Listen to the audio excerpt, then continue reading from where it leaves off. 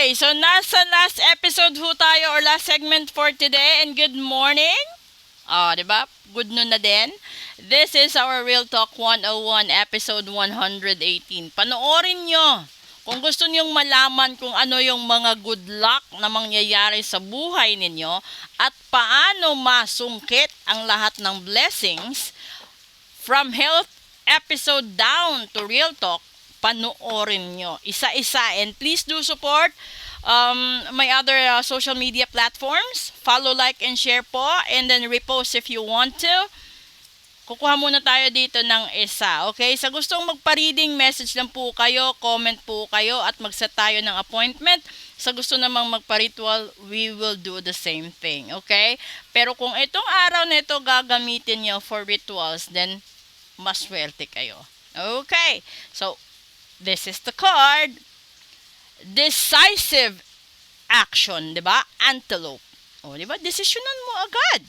You are being told unequivocally that it's time to get moving and set your intentions and take action towards making your dreams a reality. And you have a door in front of you. Trust your instincts here. So ngayon, kung gusto mong makamit or maabot ang pangarap mo sa larangan ng pag-ibig, trabaho, pag-aaral, no, pakikipagkasundo sa mga kagalit mo, pagsettle sa mga financial problems mo, paghanap ng additional sources of income for you to sustain your daily life, at yung spirituality mo to awaken, 'di ba?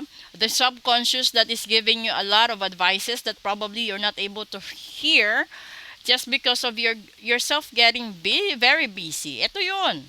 No, kailangan mong magising sa katotohanan, at kung gusto mong matanggap ang blessing sa buhay mo, magdesisyon ka ngayon din. Huwag kang magsayang ng panahon, huwag kang magsayang ng oras, huwag kang mag-alinlangan, huwag kang magduda, dahil kapag yan nakuha mo, nasungkit mo, ikaw din naman yung primary beneficiary, di ba? So kung nasa kalugmukan ka ngayon ng finances, why don't you provide or avail, no? Financial cleansing or financial ritual. Kung ikaw naman ay lugmok sa depresyon dahil sa pag-ibig, you do the love ritual or the comeback ritual. Kung ikaw naman ay nasa ilalim ng barang kulam sumpa, ipatanggal mo. At lalong-lalo na kung nagayuma ang mahal mo. So ipatanggal mo, yun lang yun, 'di ba? Ang mahalaga doon, desisyonan mo, huwag kang magsayang ng oras. Dahil kapag pinanood mo yung daily episode natin ngayon, malalaman mo kung bakit magdesisyon ka. Sabi dito sa Real Talk episode or segment natin, you have to give a decisive decision. So kung gusto mong maibalik sa iyo ang taong mahal mo, gumawa ka ng paraan ngayon din.